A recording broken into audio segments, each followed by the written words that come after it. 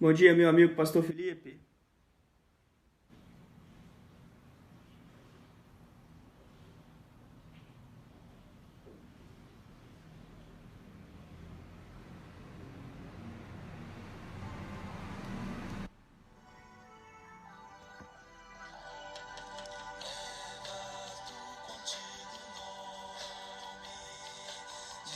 Jesus, o Salvador, esse nome dá consolo.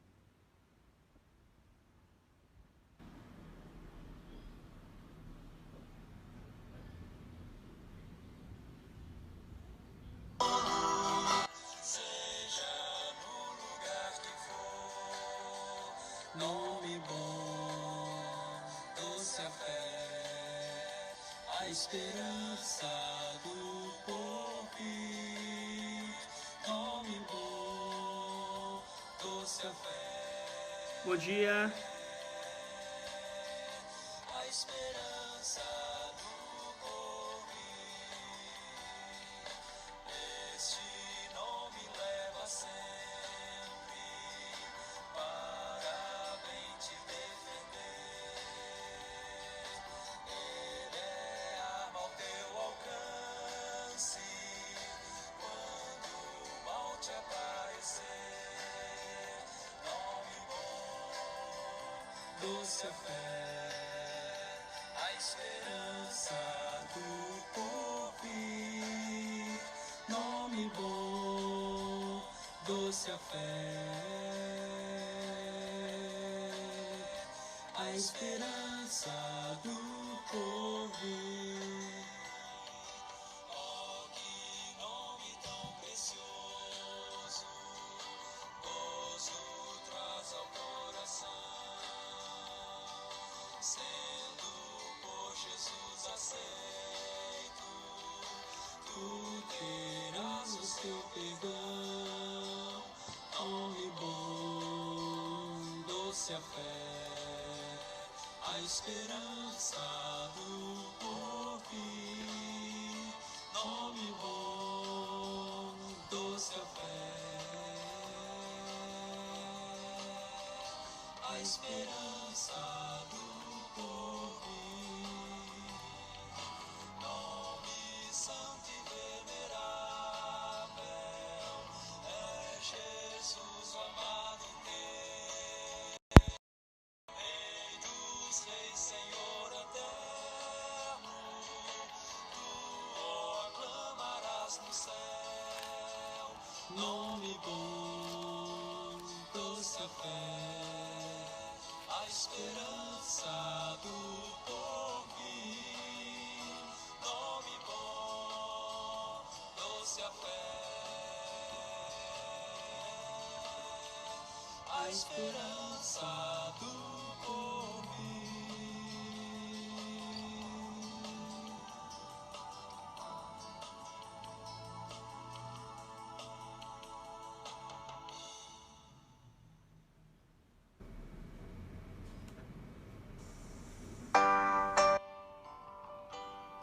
Perto de Jesus, cantor cristão número 292.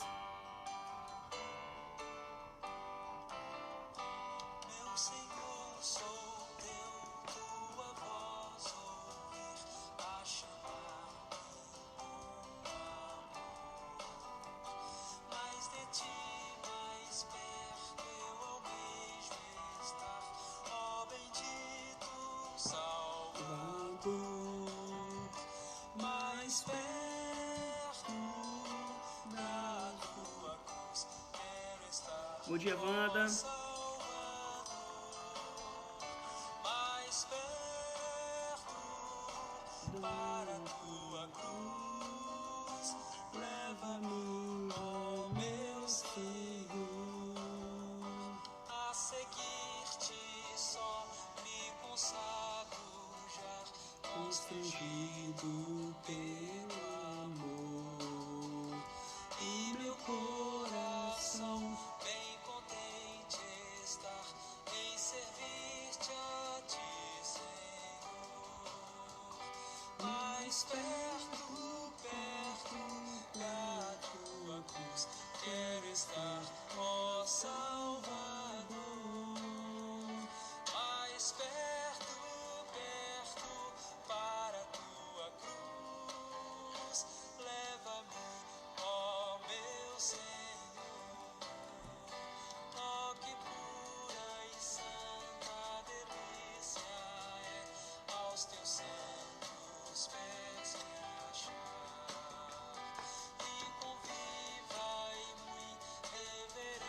de fé com o Salvador falar, mais perto da... Bom dia, irmão Ari José. Bom dia, irmã Wanda. Mais perto da tua cruz, leva-me, ó meu Senhor.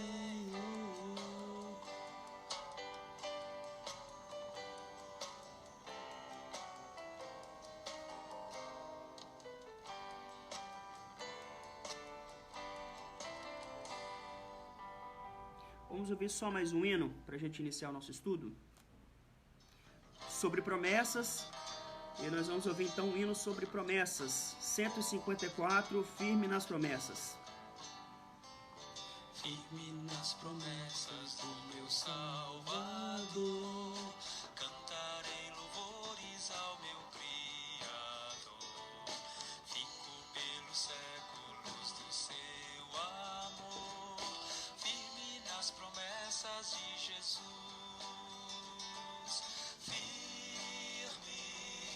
Firme, firme nas promessas de Jesus, meu mestre. Firme, firme, sim, firme nas promessas de Jesus. Firme nas promessas, não irei falhar, vindo as tempestades a me consternar. Pelo verbo eterno eu hei de trabalhar, firme nas promessas de Jesus. Firme, firme, firme nas promessas de Jesus, meu mestre. Firme, firme, sim, firme nas promessas de Jesus. Firme nas promessas, sempre vejo assim purificação no sangue para mim. Plena liberdade gozarei sem fim, firme nas promessas de Jesus. Firme, firme, firme nas promessas de Jesus, meu mestre.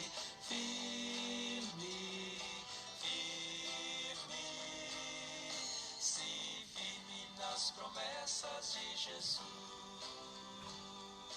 Firme nas promessas do Senhor Jesus, em amor ligado com a sua cruz. Cada dia mais alegro-me na luz, firme nas promessas de Jesus. Firme, firme, firme nas promessas de Jesus, meu mestre. Firme, firme, sim, firme nas promessas de Jesus.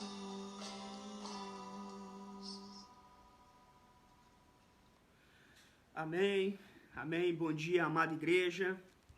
Agradeço a presença dos irmãos.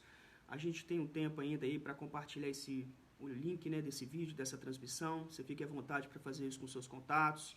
Se você quiser convidar alguém para participar desse estudo sobre as Escrituras e as promessas, ainda há um tempo, tá certo? Muito bom ter aí a presença dos irmãos. Nós possamos, de fato, refletir, meditar um pouco sobre esse tema nas Escrituras. Inicialmente, eu gostaria de ler um trecho que está lá em Hebreus capítulo 13, que diz assim, Hebreus capítulo 13, versículo 20 e 21. É uma espécie de doxologia no livro de Hebreus. Doxologia significa palavras de glória, ou palavras de encerramento em que Deus é glorificado naquele texto, né? Na verdade, o significado de doxologia são palavras de glória, palavras de honra. Significa assim, ora, o Deus da paz, que tornou a trazer dentre os mortos a Jesus, nosso Senhor, o grande pastor das ovelhas, pelo sangue da eterna aliança, vos aperfeiçoe em todo o bem, para cumprirdes a sua vontade, operando em vós o que é agradável diante dele, por Jesus Cristo, a quem seja a glória para todo sempre. Amém. Vamos orar?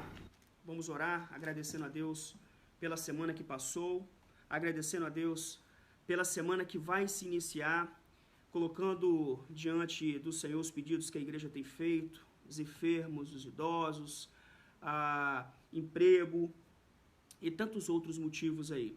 Vamos orar, eu convido você a curvar a sua cabeça, vamos orar.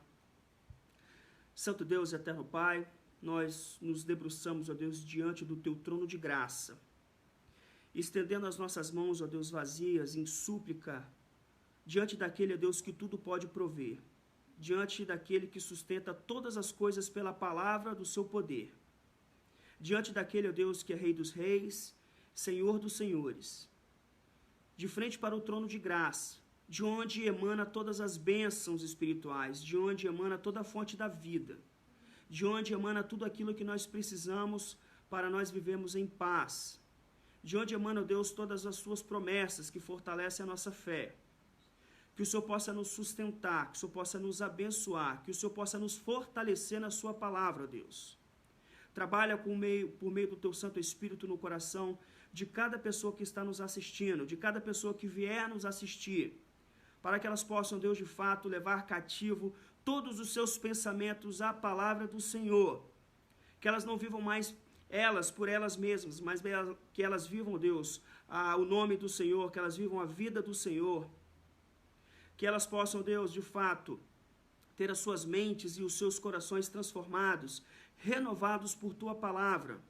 Que elas amem os Teus mandamentos, que elas cumpram os Teus preceitos, que elas se deleitem na Tua presença e que elas sejam fortalecidas na fé por Tuas promessas, na esperança e na expectativa da glória, que o Senhor há de voltar, redimir esses corpos caídos, maculados pelo pecado, para uma glorificação, para um período eterno, um período que não terá fim, para o momento em que nós estaremos presentes com o Senhor, aonde o Senhor está, e viveremos eternamente. Amém, Jesus. Que assim seja, Deus, que a Tua igreja tenha isso em mente, que a Tua igreja descubra os tesouros da Tua palavra, que a Tua igreja viva pela Tua palavra e por Tua palavra. Essa é a nossa oração, em nome de Jesus. Amém. Queridos irmãos, que alegria é nós podemos compartilhar uma porção da palavra de Deus, uma porção das Escrituras. E hoje, especificamente, nós vamos falar sobre as Escrituras e as promessas. Mas antes, a gente precisa lembrar que nós já estudamos nos 2 últimos meses, nas últimas semanas, sobre as Escrituras e Deus, sobre as Escrituras e Cristo, sobre as Escrituras e o pecado, sobre as Escrituras e o mundo, sobre as Escrituras e a alegria, sobre as Escrituras e a obediência. Hoje nós vamos falar sobre as Escrituras e as promessas. O que nós precisamos saber inicialmente? Que as promessas de Deus tornam o caráter de Deus conhecido ao seu povo, por alguns motivos. Deus é amor, Deus é justiça, a palavra dele não falha. E à medida que Deus vai se revelando e vai fazendo promessas ao seu povo, nós vamos conhecendo mais sobre Deus, conhecendo mais sobre o caráter desse Deus bondoso, desse Deus benévolo para com o teu povo. E essas promessas, elas estão amplamente, de maneira transbordante, descrita nas Escrituras. E nós precisamos lembrar que em Cristo, é justamente em Cristo, por sua pessoa e por sua obra, que nós temos uma provisão plena para a nossa redenção completa. Uma redenção agora, uma redenção para todo sempre. E vejam, para que conhecêssemos sobre sua palavra e sua vontade, Deus apresenta e nos revela as suas promessas ao longo das Escrituras. E nós precisamos lembrar que se Deus não falha, as suas promessas também não falham. Aquilo que Deus prometeu, ele cumpriu, ele está cumprindo e ele há de cumprir, porque ele é perfeito, porque ele não falha. E nós gozamos dessas promessas justamente debaixo da graça e da misericórdia de Deus, em todo o tempo, independente das circunstâncias. E eu quero dizer das circunstâncias que nós gozamos, independente se nós levantamos alegres, se nós levantamos tristes, se nós estamos passando por uma adversidade, se nós estamos passando por uma enfermidade, se nós estamos sobrealegres, recebendo bênçãos e contando, ou tentando contar essas bênçãos. Essas promessas, elas estão em todo o tempo alcançando o povo de Deus.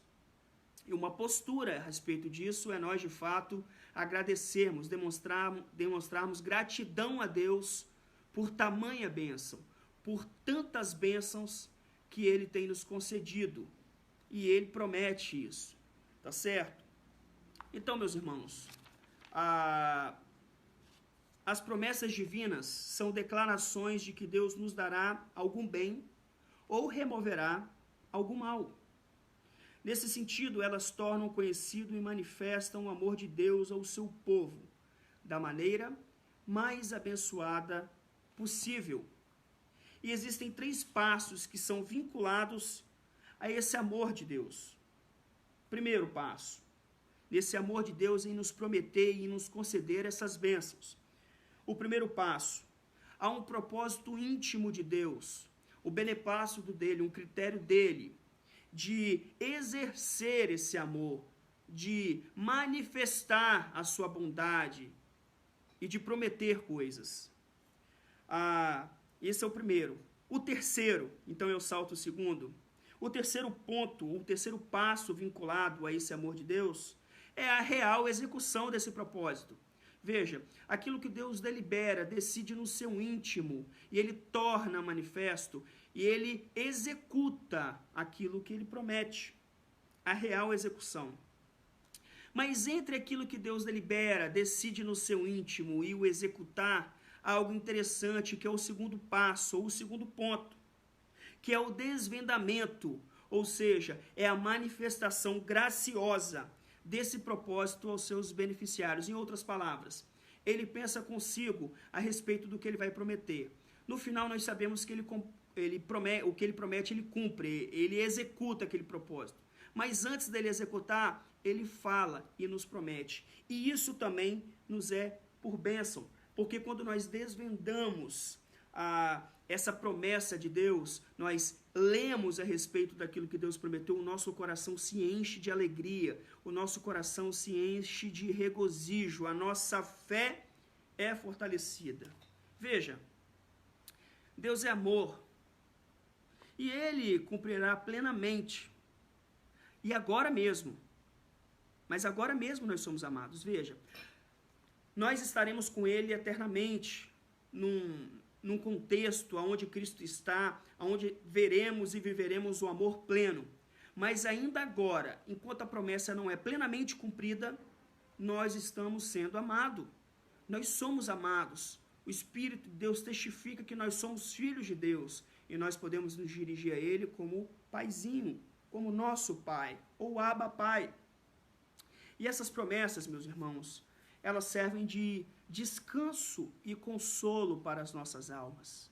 Veja, em um mundo de lutas, em um mundo de fadiga, em um mundo em que o pecado alterou radicalmente toda a condição, em que nós nos cansamos, em que nós, de fato, pecamos, estamos chafurdados em perversões morais, nos efeitos, os chamados efeitos noéticos da queda, ou os efeitos da queda, do pecado entrando no mundo. Essas promessas de Deus, elas são âncora para a nossa alma. As promessas de Deus, elas nos servem de consolo, elas nos trazem paz.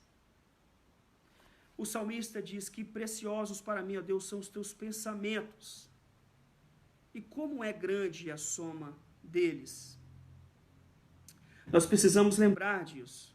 Já Pedro fala em 2 Pedro, capítulo 1, versículo 4. As promessas divinas são referidas como preciosas e muito grandes. Já o gigante batista, Spurgeon, o pastor batista, ele diz que a grandiosidade e a preciosidade dificilmente andam juntas. Mas neste caso, quando nós tratamos das promessas de Deus, elas se acham unidas de modo admirável. Veja, as promessas de Deus são algo, elas são grandes, elas são grandiosas e são preciosas para as nossas vidas. Porque tudo em Deus é um superlativo, tudo em Deus é grande, tudo em Deus é muito amplo. Veja, ele fala também, Spurgeon, né, que sobre essas promessas procedem de um grande Deus, dirigem-se a grandes pecadores, operam em nosso favor grandes resultados e abordam grandes questões. Tudo é grande no Senhor.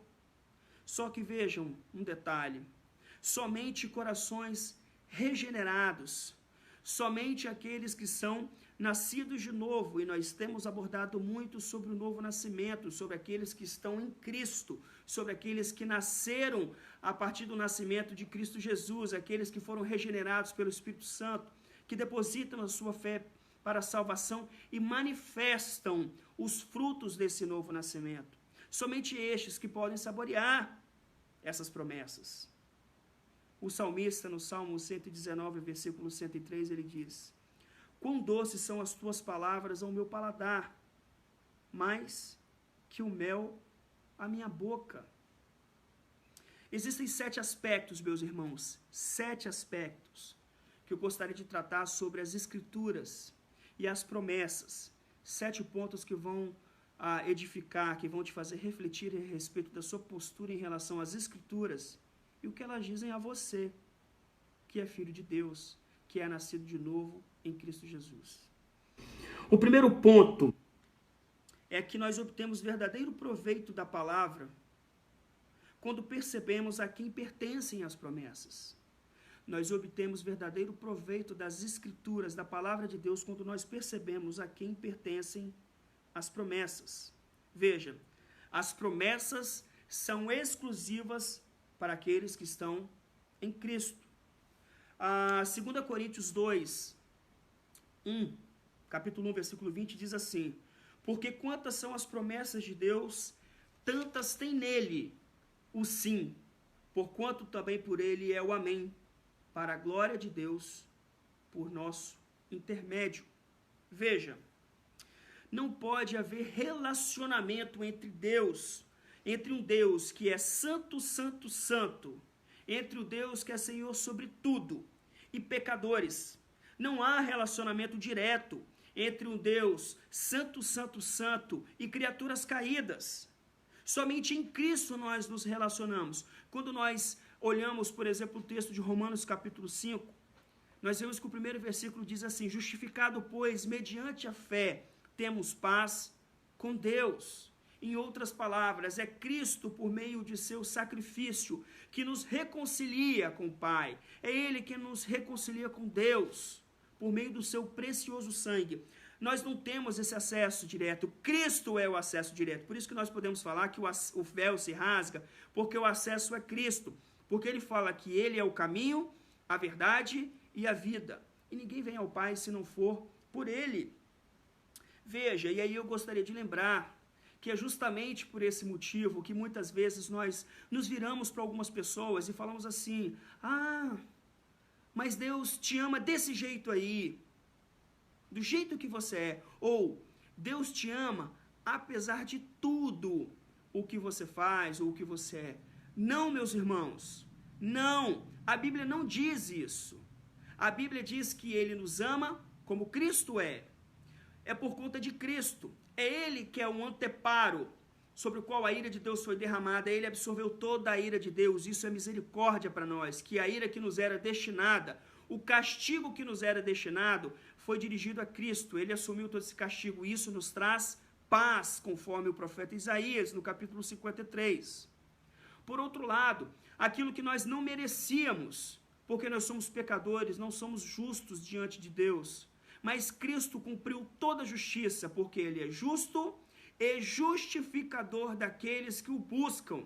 Dessa maneira, nós somos declarados justos, porque a justiça de Cristo, o perfeito homem, o perfeito varão, é imputada a nós, de forma que é o mediador que herda tudo. Ele fala que todo o poder me foi dado no céu e na terra, toda a autoridade, tudo Cristo conquistou, e ele conquistou, ele é o mediador, é ele que recebe. E aí, é importante nós lembrarmos, conforme o texto de Romanos 8,17, que nós somos herdeiros de Deus na condição de sermos co-herdeiros com Cristo.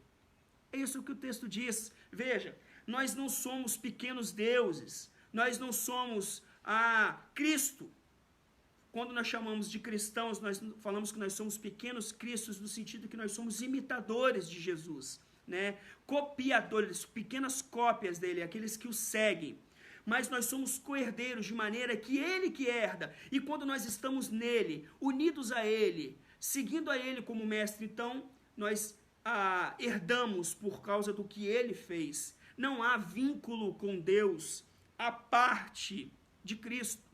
Não há como receber bênçãos de Deus à parte de Jesus Cristo. Nós precisamos estar em Cristo. Nós precisamos estar unidos a Cristo. Entenderam, meus irmãos? Ou seja, por isso que quando nós falamos, os nossos sermões devem ser cristocêntricos. As nossas meditações, elas devem ser cristocêntricas. As nossas conversas devem ser cristocêntricas. Os nossos estudos devem ser cristocêntricos. As nossas vidas devem ser cristocêntricas, porque Cristo deve estar no centro de tudo. Ele deve governar todas as coisas, porque é Ele que herda tudo do Pai e concede a nós. Nós somos co-herdeiros com Ele, porque é Ele quem faz essa mediação, é Ele quem reconcilia, é Ele quem é a propiciação, ou seja, a solução. Propiciação significa solução. A propiciação para o problema do pecado, o grave problema do pecado que causou a separação dos homens e do Pai. E aí que está. Se nós, meus irmãos, não estamos em Cristo, nós estamos em Adão. Só existem dois lugares para os homens estar. Ou eles estão em Adão, ou eles estão em Cristo. Ou eles estão mortos em Adão, ou eles estão ressuscitados em Jesus Cristo. Ou eles estão procurando a salvação por suas próprias mãos, por suas próprias obras, ou eles estão descansando na graça em Cristo. Ou eles estão procurando uma justiça própria, uma autojustificação em Adão, ou eles estão sendo declarados justos em Cristo. Ou eles estão debaixo da ira de Deus em Adão, ou eles estão recebendo misericórdia do Senhor em Cristo. Não há como. Ou você está em Adão, ou você está em Cristo. Ou você está morto em Adão, ou você está ressuscitado em Jesus Cristo. Veja, meus irmãos, não há promessas de Deus para os que não estão em Cristo. Podemos ser tentados a ser legais. Nós podemos ser, muitas vezes nós somos tentados a ser amenos, né? Quando a gente vai conversar com alguém, a gente quer equilibrar, a gente quer ser legal, mas nós precisamos ser fiéis à palavra. E ser fiel à palavra, e aí como que você faz de fato para você demonstrar amor a alguém que não está em Cristo? Pregue a verdade, se agarre a essa pessoa, anuncie a essa pessoa a verdade, e as verdades que estão descritas nas Escrituras, que culminam na verdade que é Cristo, é que há um problema, e o problema é o pecado que causou separação, e o homem que está em Adão, um homem que está em pecado, ele caminha para o inferno, mas Cristo é a solução se nós descansarmos na provisão dele, se nós nos arrependermos dos nossos pecados e confessarmos que ele é Senhor e Salvador das nossas vidas. O Espírito Santo produz regeneração, produz um novo nascimento, e aí nós vivemos debaixo do senhorio de Cristo. Não há outro meio, não há como sermos legais, não tem como nós sermos ralos nesse sentido. Nós precisamos pregar a palavra a este mundo caído e anunciar a graça redentora de Cristo. pregue a verdade. O segundo aspecto das Escrituras e as promessas. Obtemos proveito da palavra, meus irmãos, quando nos esforçamos para apropriarmos das promessas de Deus. Nós obtemos proveito das Escrituras, da palavra de Deus, quando nós nos esforçamos para nos apropriar das promessas de Deus. Nós precisamos, em primeiro lugar, nos familiarizar com essas promessas. Eu tenho uma pergunta. Diante de tantas promessas que Deus faz nas suas Escrituras, e veja como que nós somos muitas vezes relapsos, somos relaxados. Veja, nós encontramos no meio evangélico muitas pessoas que falam assim: ai, Deus falou comigo de um jeito surpreendente. Ele falou, sei lá como. A pessoa argumenta de diversas formas. Eu quero que você entenda uma coisa, meu irmão querido. Somente as Escrituras. Somente as Escrituras. Qualquer pessoa que vier falar qualquer coisa que Deus tenha falado com ela, a parte das Escrituras, se não estiver contido lá, se afaste. Somente as Escrituras. As promessas de Deus estão todas contidas nas Escrituras. A grande questão é que nós não investigamos e nós não sabemos. Nós não nos familiarizamos com aquilo que Deus nos prometeu, com aquilo que Ele cumpriu, está cumprindo e vai cumprir. Veja, nós já recebemos o penhor, não é? O que é o penhor? O que é um penhor?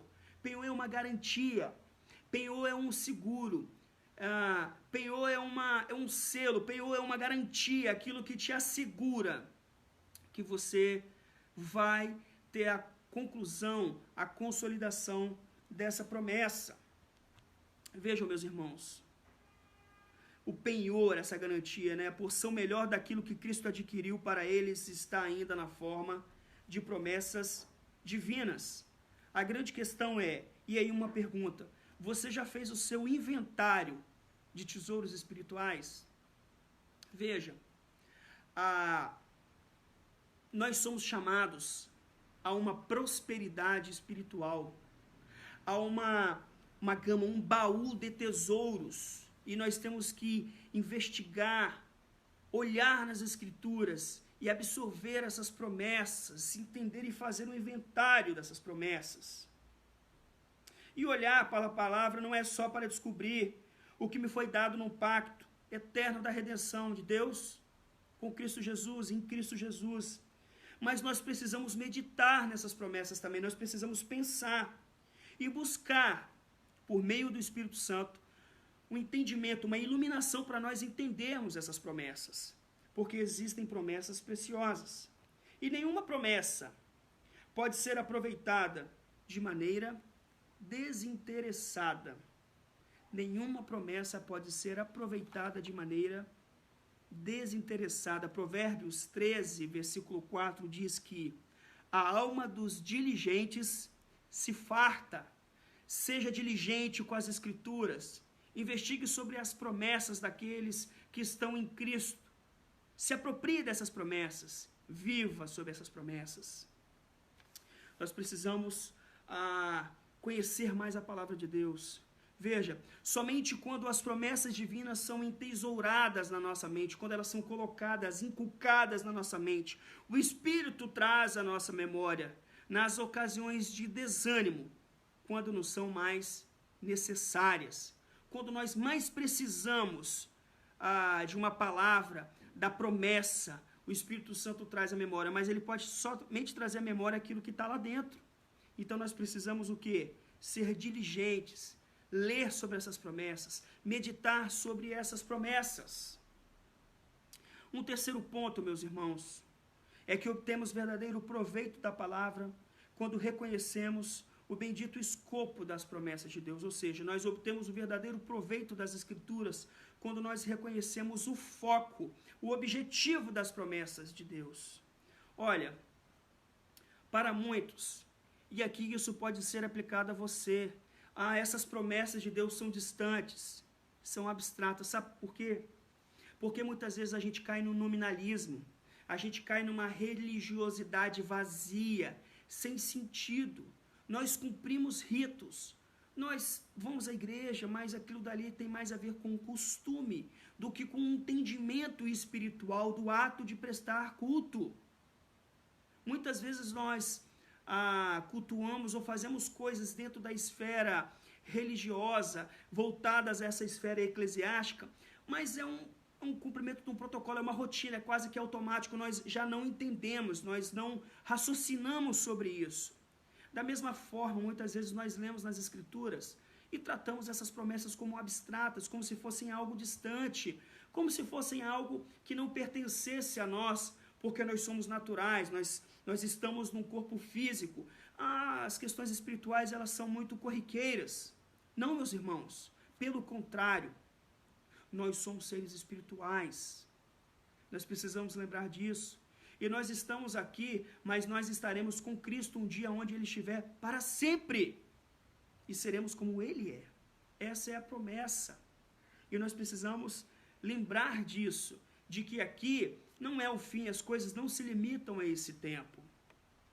Nós não podemos nos esquecer que a promessa vindoura se aplica na vida, que é agora também.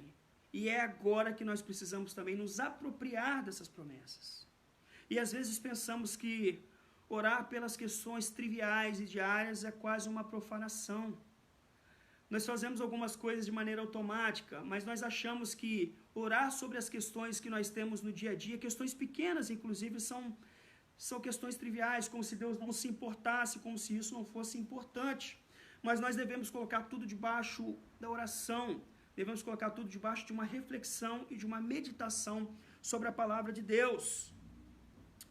Meus irmãos, 1 Timóteo, capítulo 4, versículo 8, diz assim: a piedade para tudo é proveitosa, porque tem a promessa da vida, que agora é e da que há de ser. Veja, a piedade para tudo é proveitosa, porque tem a promessa da vida, que agora é e da que há de ser. Por isso nós podemos usufruir agora também, descansar em Deus. Veja, em qualquer parte da Bíblia há alguma promessa que se encaixe à situação e às circunstâncias presentes. Nós precisamos nos apropriar pela fé, segundo a necessidade, e resistir firmemente às tentativas do inimigo, às tentativas de Satanás, de furtar qualquer porção que nós temos da palavra de Deus, de furtar ou de distorcer qualquer porção que nós temos da palavra de Deus. Meus irmãos, se apropriem da palavra de Deus, ela é o nosso maior tesouro, ela é resposta aos dilemas da vida, ela é resposta às nossas questões mais íntimas, ela é resposta às questões triviais, ela é um manual prático de conselho de relacionamento entre cônjuges, entre namorados, entre noivos, pais e filhos, entre irmãos, entre membros da comunidade, com os vizinhos, com as autoridades, com o governo, com tudo. A Bíblia é rica e preciosa, por isso nós afirmamos a nossa suficiência em Cristo e a suficiência da palavra para todas as questões. E nós precisamos descansar de que, fato, ela nos é suficiente, de que a palavra de Deus é suficiente para o seu povo. 1.4 é que obtemos verdadeiro proveito da palavra quando discernimos acertadamente as promessas de Deus. Nós obtemos verdadeiro proveito das Escrituras quando nós conseguimos entender certo o que essas promessas de Deus querem dizer. Vejam, há uma citação de Spurgeon, e eu gostaria de ler.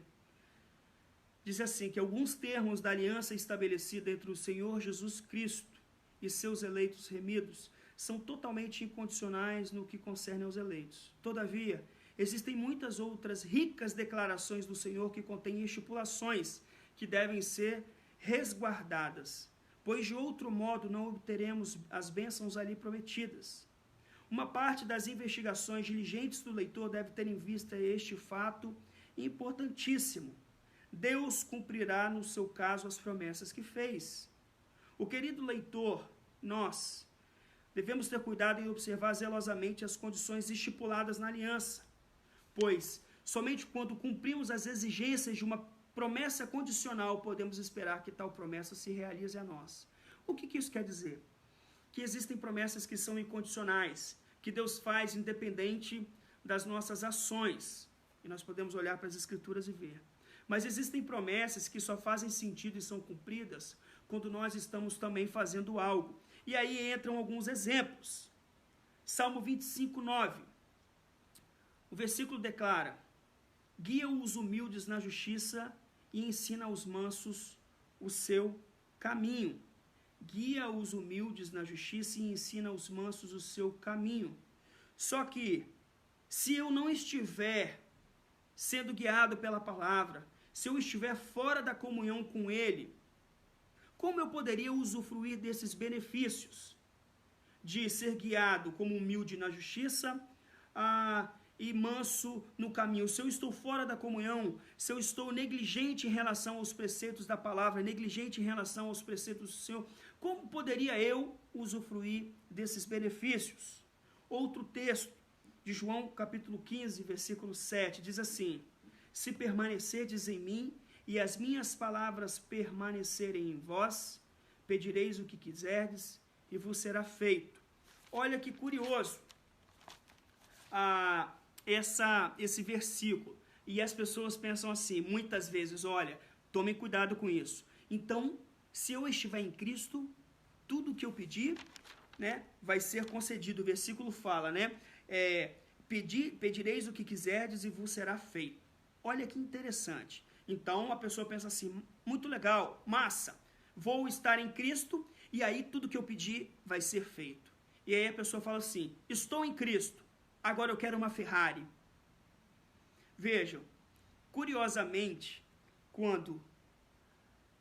se nós permanecemos em Cristo, e se as palavras dele permanecerem em nós, isso quer dizer uma mudança de mente, uma renovação do nosso espírito, um novo nascimento, de forma que não há bem nesse mundo que nos satisfaça, porque aí o que nós vamos querer e desejar?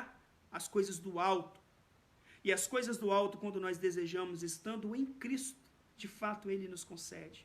Ele fortalece a nossa fé. Ele nos dá discernimento quando nós precisamos decidir. Ele nos dá sabedoria para nós entendermos algumas questões e deliberarmos sobre algumas questões. Ele ilumina a nossa mente para nós nos apropriarmos de porções preciosas das Escrituras. Ele nos dá alegria na comunhão dos santos. Ele nos dá um coração grato por conta da provisão diária que Ele provê. Nós podemos perceber Deus nos protegendo dos dardos inflamados do inimigo, de todos os males que nos assolam. Nós conseguimos ser protegidos dos conselhos péssimos, ruins, da serpente que muitas vezes vem aos nossos ouvidos, camuflados de palavra de Deus, e Ele nos instrui a respeito daquilo que é a palavra dEle e daquilo que não é a palavra dEle. Veja, são bênçãos que vêm do Senhor. E aí, quando nós estamos em Cristo de fato, nós não queremos essas coisas que são passageiras ou corriqueiras. Nós queremos aquilo que vem do alto. As promessas vêm como fruto da graça. Mas nós precisamos lembrar que a responsabilidade do homem, ela não é eliminada. Nós precisamos nos aperfeiçoar. Nós precisamos buscar diligentemente os preceitos do Senhor. Eu lembro do pastor Felipe falando quarta-feira e também do irmão Jean Anderson pregando e ensinando recentemente de que se a justificação é um ato único do Senhor, a salvação pertence ao Senhor, conforme o profeta Jonas, capítulo 2, versículo 9. Ao Senhor pertence a salvação. Se o ato da justificação, da regeneração, ela parte somente do Senhor e nos dá uma nova vida, a santificação, ela pressupõe que nós somos santificados pela palavra, somos santificados pelo Senhor, mas nós também temos responsabilidade de usar as ferramentas espirituais, de usar das disciplinas espirituais para sermos fortalecidos, para sermos santificados, para caminharmos na santificação. A responsabilidade humana, ela aqui é ressaltada. Meu irmão, quero dizer a você que você tem responsabilidade de investigar as Escrituras e de se aplicar diligentemente a ela. E há algo aqui que eu gostaria de ressaltar para você refletir. Se você não ama tanto as Escrituras para se apropriar das promessas que Deus fez, talvez seja o momento de você refletir sobre o novo nascimento. Talvez seja o momento de você refletir sobre se de fato Cristo tem operado um milagre na sua vida. Porque aquele que não ama a palavra, aquele que não ouve a palavra do Mestre, ele não ama o mestre. Cristo fala que aquele que me ama, guarda os meus mandamentos. É isso que ele expressa lá em João, conversando com os seus discípulos. Aquele que tem os meus mandamentos e os guarda, João capítulo 15. Esse é o que me ama. Tá certo? Investigue. Avalie a sua vida. Compare a sua vida com as Escrituras. Como está a sua vida sendo lida pela palavra de Deus? Há uma frase do Josemar Bessa, que a pergunta que deve ser feita não é se você leu a palavra hoje, mas a sua vida já foi lida pela palavra hoje. Nós precisamos levar as nossas vidas para a palavra de Deus, levar todos os nossos pensamentos cativos à palavra de Deus, e aí sermos lidos pela palavra, e aí entendermos a respeito da vontade de Deus, que é boa, perfeita e agradável. A minha pergunta novamente é: o quanto você tem se aplicado na palavra de Deus ao ponto de investigar, de entender, de se apropriar e ser abençoado por tantas promessas que Deus faz ao seu povo? Um ótimo termômetro a respeito da santificação, um ótimo termômetro a respeito de um fruto do novo nascimento é o amor e o zelo pela palavra de Deus. Meus irmãos, veja, se eu ignoro alguns princípios ou normas normais de saúde, como que eu posso me surpreender de ficar adoecido? Da mesma forma, se eu vou negligenciar preceitos divinos, eu vou ter que culpar a mim mesmo somente, se eu não receber o cumprimento da promessa de Deus em muitos aspectos. Nós precisamos ler as Escrituras, nós precisamos entender as Escrituras, porque elas tratam de vida eterna, porque elas tratam das bênçãos de Deus, porque elas revelam a pessoa e a obra de Jesus. Veja, as promessas de Deus não obrigam a ignorar a santidade e as suas exigências. E aí nós precisamos lembrar que existem, às vezes a gente pensa que existem atributos de Deus que são maiores do que os outros, em outras palavras. Nós achamos que nós somos filhos de Deus, então Deus é amor e Ele ama indefinidamente, indistintamente, e Deus é mais amor do que justiça.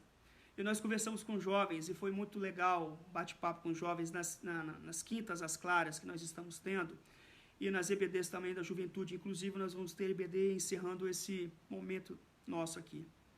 E nós perguntamos sobre quais são os atributos de Deus que mais se destacam. Os atributos são amor, justiça, misericórdia, a bondade, a fidelidade, são os atributos ou as perfeições de Deus. E aí a pergunta foi: o que mais se ressalta em Deus? Qual é o atributo que é maior? Via de regra, nós gostamos de pensar que Deus é mais amor do que justiça. Cuidado com isso, porque isso expressa muitas vezes, meus irmãos, ídolos dos nossos corações. Isso expressa uma projeção que nós temos de querer que as coisas sejam assim, mas não de fato de manifestar pelas Escrituras o que Deus é. Ele fala que Ele é justiça e Ele é amor. E alguém se pergunta: mas, gente, como que Deus é justiça e amor? Veja, Ele amou o seu povo ao ponto de enviar Cristo para morrer por nós, certo? Ele amou soberanamente. Mas não se esqueça de que Cristo padeceu por todos os pecados do seu povo. Ele padeceu na cruz.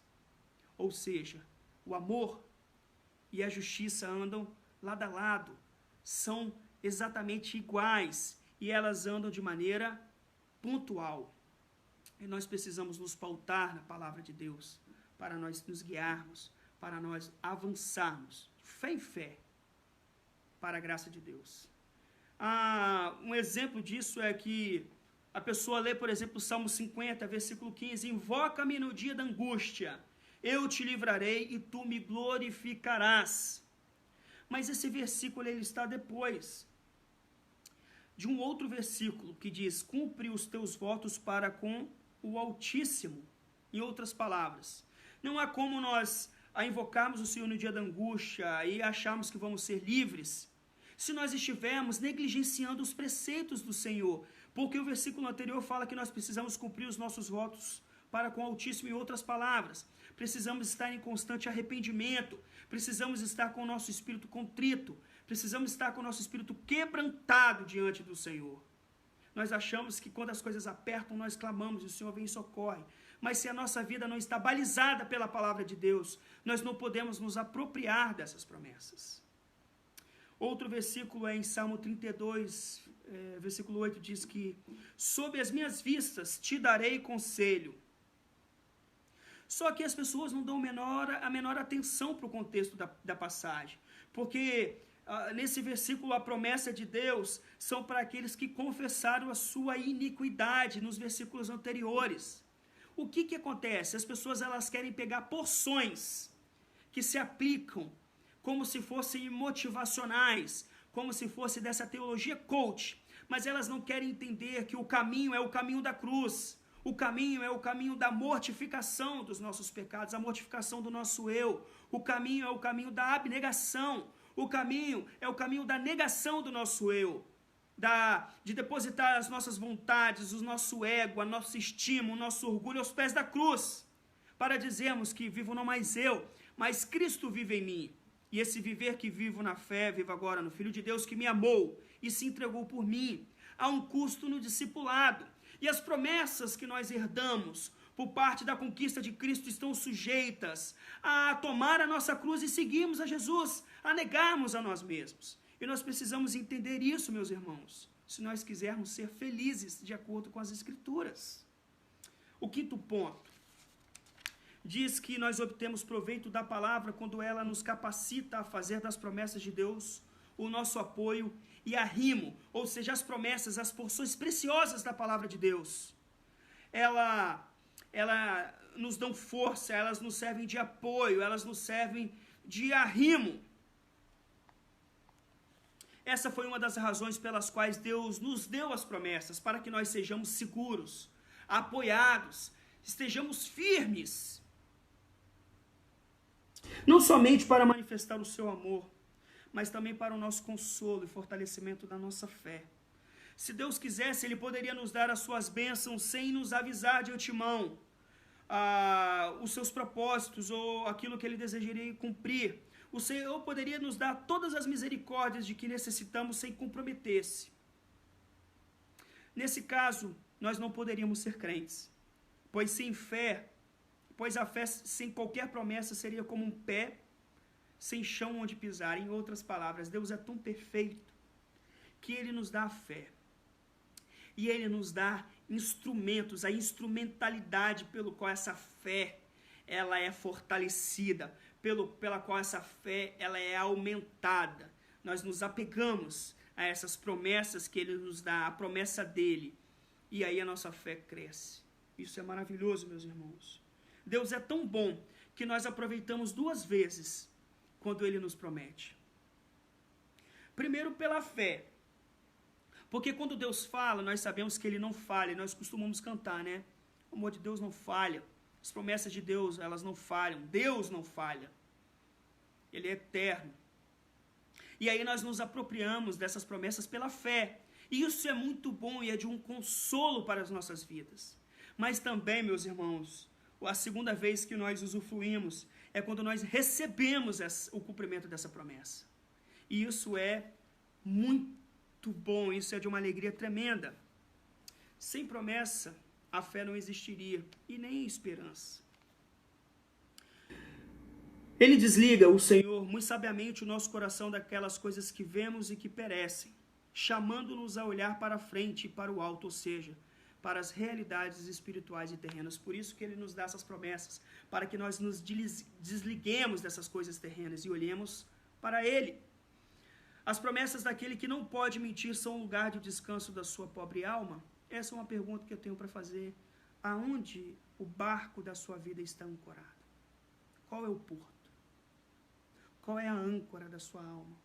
As promessas daquele que não pode mentir são um lugar de descanso da sua pobre alma, do seu pobre coração. Sexto ponto, meus irmãos. Nós obtemos verdadeiro proveito das Escrituras quando esperamos com paciência o cumprimento das promessas. Veja, Deus prometeu a Abraão um filho, Mas Abraão esperou muitos anos até o cumprimento dessa promessa. Essa promessa se cumpriu quando ele estava perto do fim da sua vida. Nós temos outro exemplo. O texto, por exemplo, de Abacuque 2,8 diz: porque a visão ainda está para cumprir-se no tempo determinado, mas se apressa para o fim não falhará. Se tardar, espera-o, porque certamente virá. Não tardará.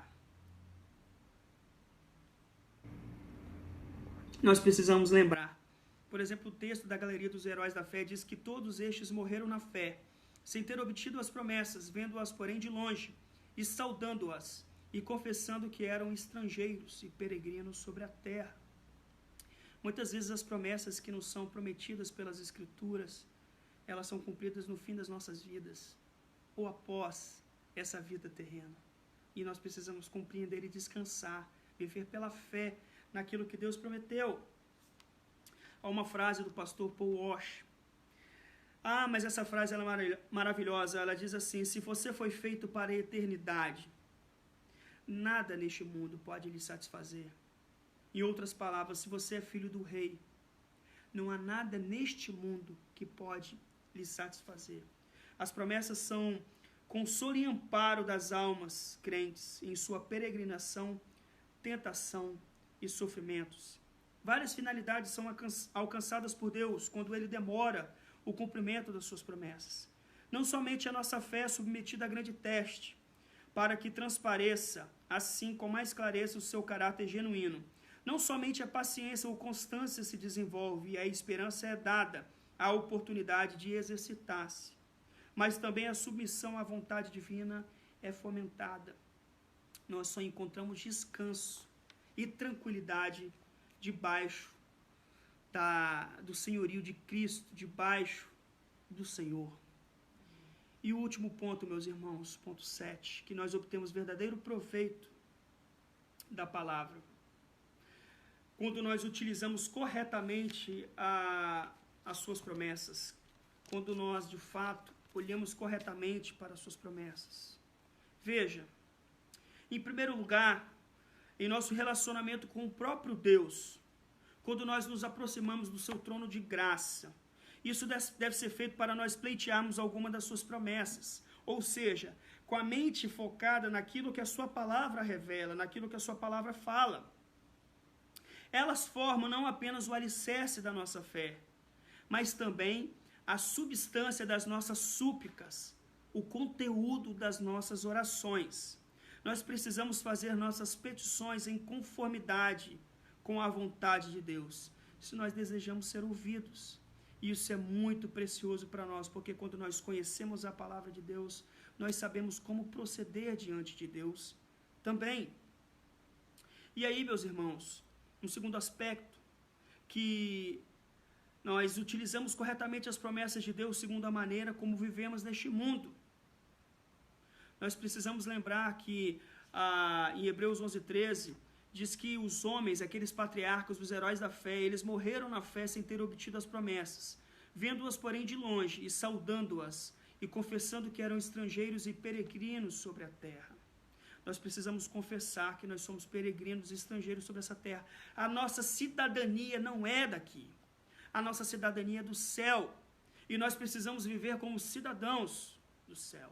Nós precisamos viver como aqueles que herdaram, por meio de Cristo, essas promessas. E nós precisamos manifestar publicamente a razão da nossa fé. Manifestar publicamente essa nossa fé. O Evangelho e suas promessas são dados graciosamente, quando aplicados com o poder do Espírito Santo. Eles exercem uma influência profunda nas nossas vidas. A minha pergunta é: você vive pela fé? Você vive assegurado nas promessas do Senhor, que elas não falharão?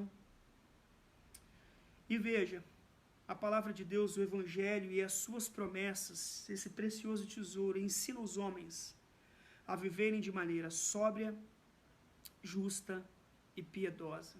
Veja, uma outra avaliação sobre quando nós olhamos para as promessas, quando nós olhamos para as Escrituras.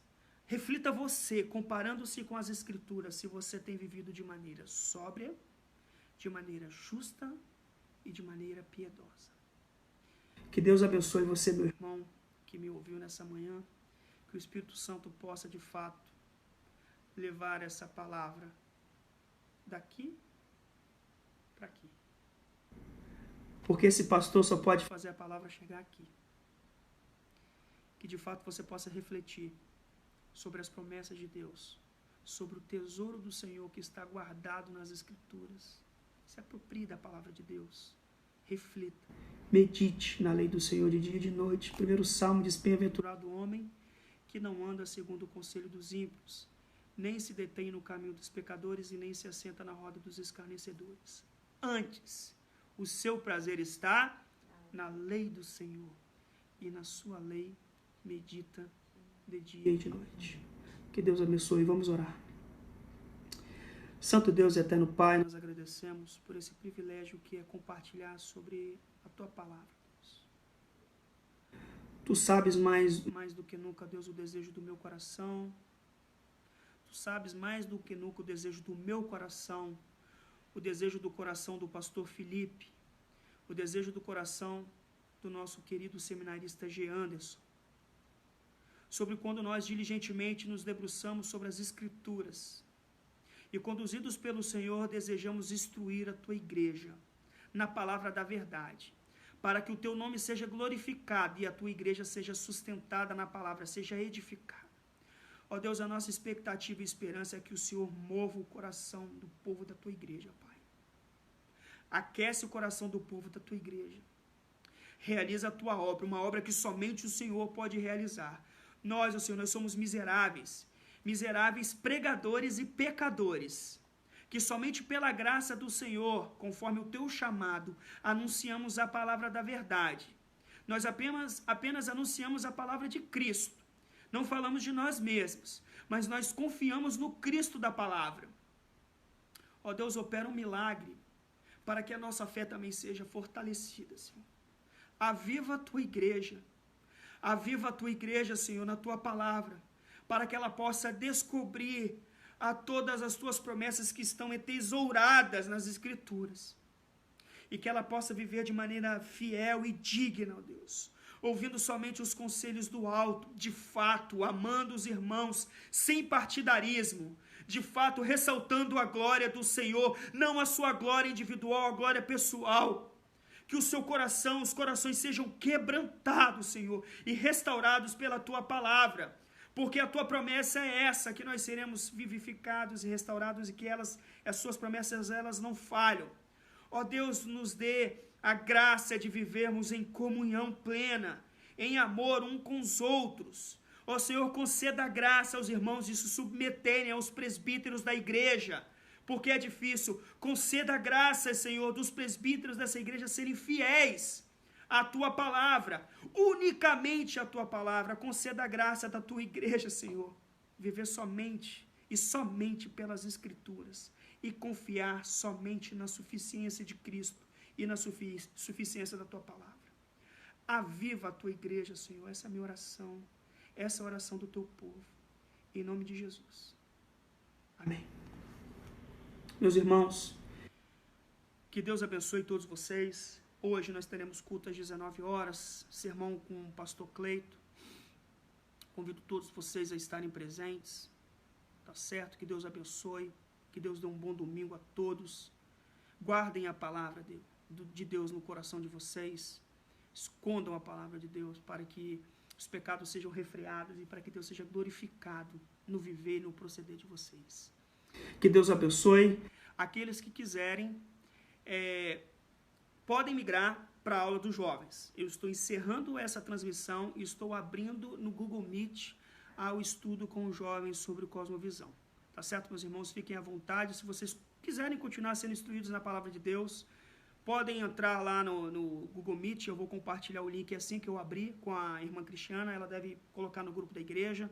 Vou colocar no grupo da juventude também. Tá certo, meus irmãos?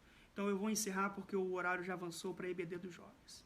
Amém? Que Deus abençoe vocês. Estejam em oração pelos pastores da igreja. Estejam em oração pelos seminaristas de Anderson, por sua família. Estejam em oração pela liderança da igreja. Estejam em oração pela igreja. Porque, meus irmãos, quando o povo de Deus ora, quando o povo de Deus se radica na palavra, coisas maravilhosas acontecem. Evitem os maus conselhos, evitem os conselhos daqueles que não estão interessados em ser alimentados, nutridos pela palavra de Deus. Compare-se com as Escrituras e ouçam o conselho do Senhor para a vida de vocês. Que Deus abençoe, meus irmãos. Até a próxima.